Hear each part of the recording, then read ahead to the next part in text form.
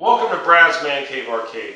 Today I want to talk about my Williams Firepower 2 and all the mods that I installed on this game and why I actually installed these mods. The original Firepower had 3-ball multi-ball. Fire, 1, 2, 3. This one only has 2. The original Firepower had featured a speech board, which was very new back in its day. It was something that just wasn't done, having speech in a game like this. They, instead of including that, making it better, they removed it from the game. So this game has no speech board. The original one had this really cool ball save outlane kicker. It was like a kickback feature. This game doesn't have that. The original game also had a really cool artwork and theme to it. It had this whole alien and space theme, and this game was pretty generic. I mean, if you look at the back glass, most of the games actually featured just this kind of spaceship, outer space like black, and some planets, and really, that was about it. Like, there was nothing over the top, cool, and unique about the art package to this game. Even though it was lacking in a lot of those features, I actually liked the game, and I decided it was worthy of some mods and some upgrades. Let's go ahead and dig right into these mods. So, number 1, I didn't like the theming of the game.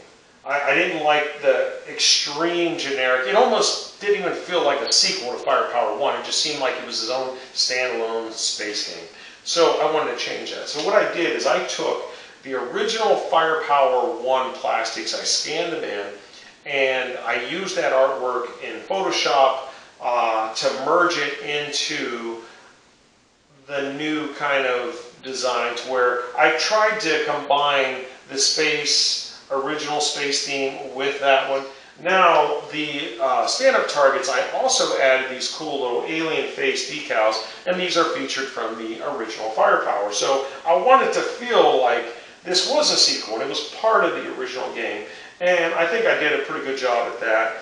I did leave some of the original stuff here, like I left the original spaceships down here, just to make it, kind of combine themes together. So the next big thing, since I'm going with this cool alien theme upgrade, I thought it would be awesome to make some custom UFO pop bumper caps. And this is my favorite mod in the whole game, and it really ties it together, really ties in this alien theme. These pop bumpers are actually a pretty big part of this game, and the functionality of them works well with the gameplay. So when the balls bounce around here and you see like the UFO lights moving around, it looks really cool. So the other side of this, since I was going to redo all these pop bumpers, I decided to go with the translucent red bodies on these pop bumpers, and it looks really cool. So when you put the light in there, it actually allows that light to spread out onto the playfield through that translucent pop bumper body. Whereas typically it's a solid white, and you really don't get any light that comes up through there. It only comes up through the top. So that gives us cool little UFO glow around here, and it works really nice. And I also did replace the skirts with some red skirts down here too. Here, let's move on to the light mods. This lock hole up here, it was all busted and damaged, so I replaced it with a brand new translucent one, and it looks really nice in there. I added a light underneath of it, and I tied it into the lock light. So every time that lock light lights, it actually lights that hole up, and it gives it a really nice glow down there. Looks really cool. These spotlights down here I added. This was a very dark game. I'm just going to start with saying this game was way too dark. There was not enough GI lighting on this game as is. So I updated everything to LEDs, and that helped a little bit.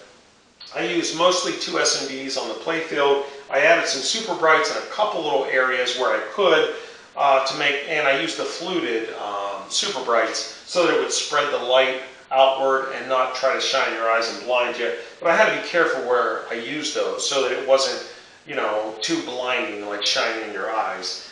And I was able to get a little bit better lighting, but it just wasn't enough. So these spotlights down here was what kind of saved the lighting on this game. It really makes a huge difference on this lower area. And if you were to cover these up, you could actually see how dark the game really is without them. And this was almost a necessity mod for this game. And because I added these cool alien faces on the targets down here, those spotlights kind of light that up, and it looks really cool.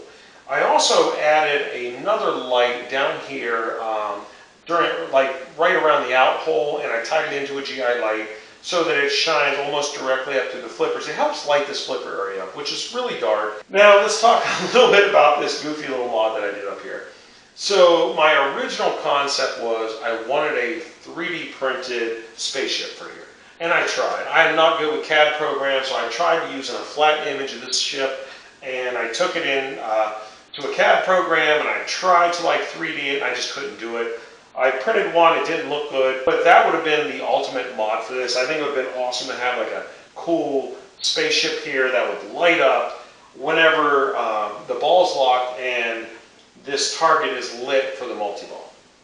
I wasn't able to do that, so I came up with this, and this is basically just something I kind of designed in Photoshop, and it was like a little box I printed, laminated it, I kind of glued it together, shaped it, and I installed an LED inside of here, and I tied it to the release lock ball light so that whenever the ball is locked, it actually lights up and flashes, as you can see here, to release locked firepower. So it lets the player know, boom, that's what you need to go for to get your multi-ball.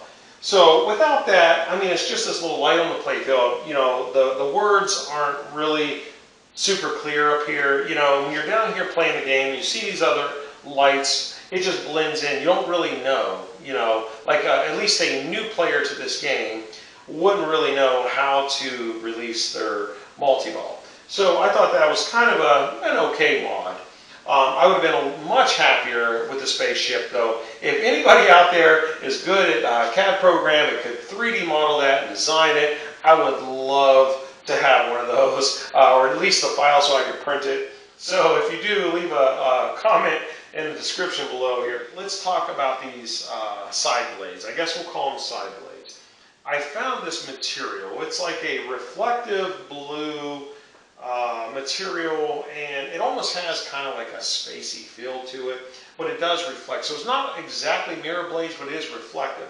So it does help with the brightness of the game a little bit. The lights reflect on here, and it has this kind of cool glow and shine. It actually almost has a rainbow effect in there, and it really ties in nice, and it helps with the lighting on the game. So I thought that turned out really nice as well. So the other mod that I did, which I thought was a big impact to the game, was I actually installed a speech board in here. So let's pop this cover off.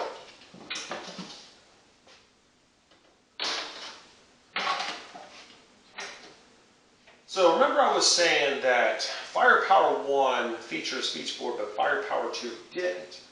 However, they left the functionality for a speech board in this game. So basically they just used the same board set they did for Firepower, changed the ROMs out, but this functionality still existed in here for the speech board. So they actually sold this aftermarket speech board that we could purchase, and I also purchased these ROM chips for it too. So you're actually using Firepower 1 sound ROMs on the Firepower 2 sound speech board. So it's playing the same sound effects that it did on Firepower 1, but it actually does work really well with the game, and it fits really well with the game. It just adds that extra little something to the game.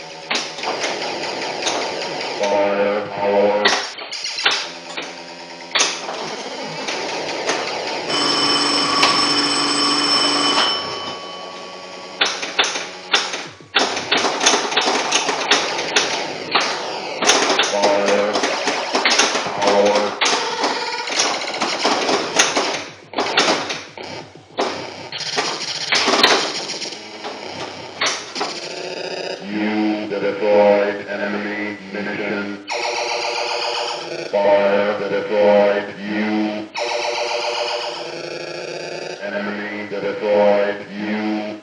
Mission deployed.